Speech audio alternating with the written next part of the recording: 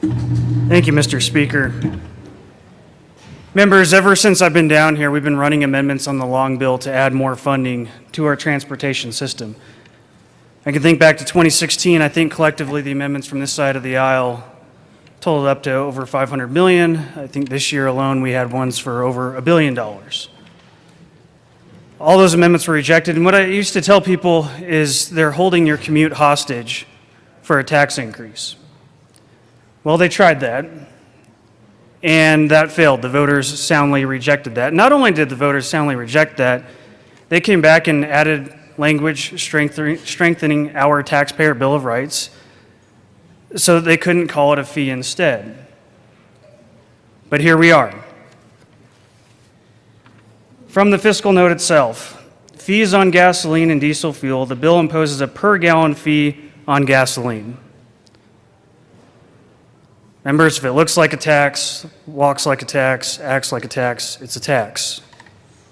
But we're going to call it a fee so that we can skirt around our taxpayers' Bill of Rights. So maybe you can't afford this new tax on gas, so you try to find other alternatives.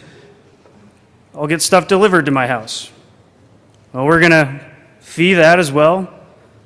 Just think of I think this is kind of ridiculous. How's that going to work in practical application? So the Amazon truck parks in between my house and the cul-de-sac, my neighbor's house, and drops a package off to me and a package off to my neighbor. They didn't even drive any extra distance. There's 2 fees now.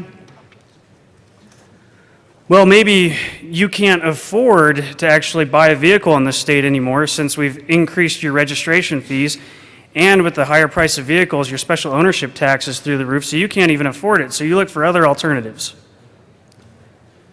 Maybe I'll try to take an Uber or a Lyft.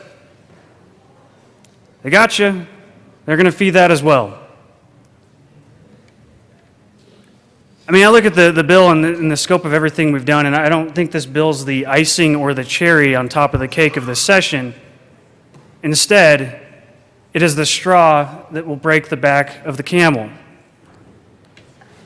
And unfortunately, in this circumstance, the camel is the middle class of our state. Vote no. Don't break the backs of our middle class citizens.